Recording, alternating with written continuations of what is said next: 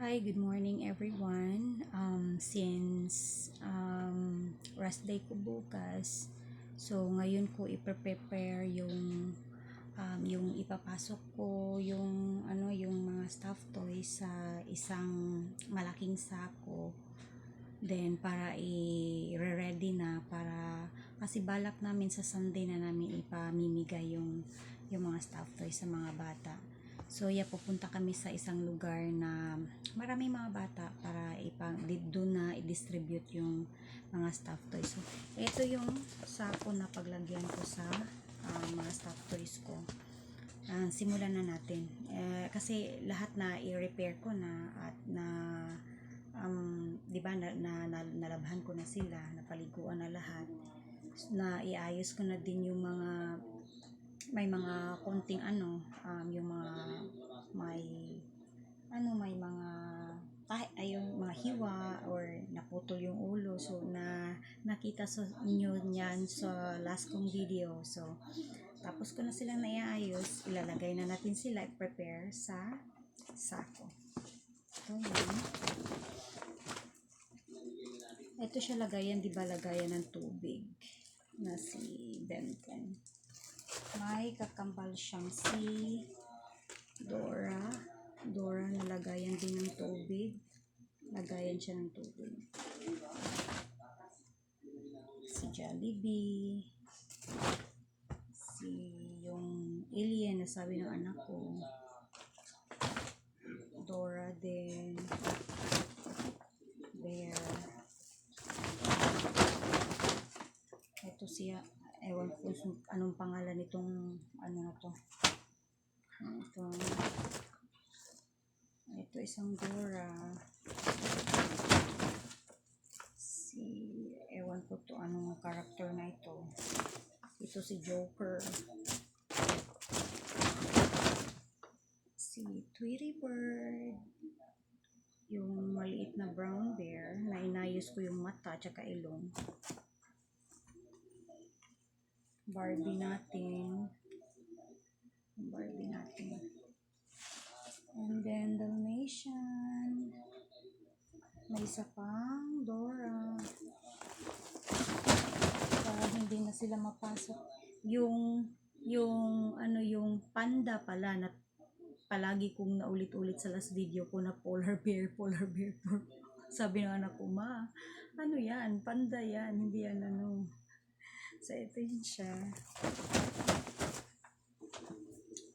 Yung baby, maliit na newborn baby. Hindi na sila magkasya sa sako. May isa akong bag dito.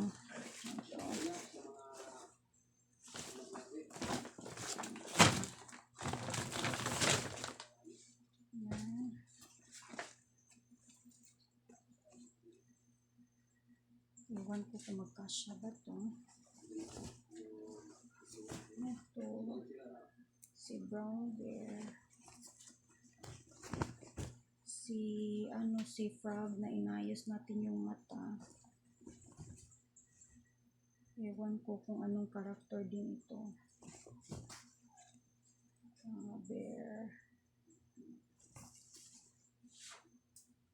Ito. Naayos din natin to. Malagyan ng Ito siya. Si ulo ng elephant. Kasi ewan ko kung anong karakter to. Basta ito siya. Cute siya. Pangit-pangit lang tingnan yung mukha. Ito.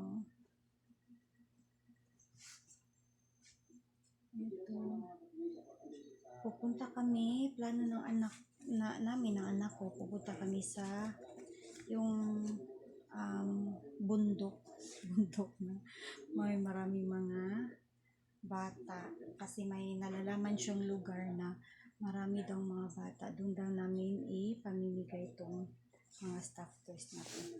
Sabi niya, gusto ko yung kasi kawawa naman yung nasa bundok, sa may bundok na area. Kasi yung sa may highway, sure naman na makabili-bili sila ng mga may mga easy lang sa kanila makabili ng mga gamit kasi nandun na sila sa highway. So, iba yung nasa bulubundukin kasi malayo sa ano. So, doon namin ipamimigay. Sabi niya, marami daw mga bata. May kaklase daw siya doon. Ito siya, si Bear, at saka si Monkey, na ano natin yung may hiwa dito. So, eto, hindi nga siya magkasya. Kaya,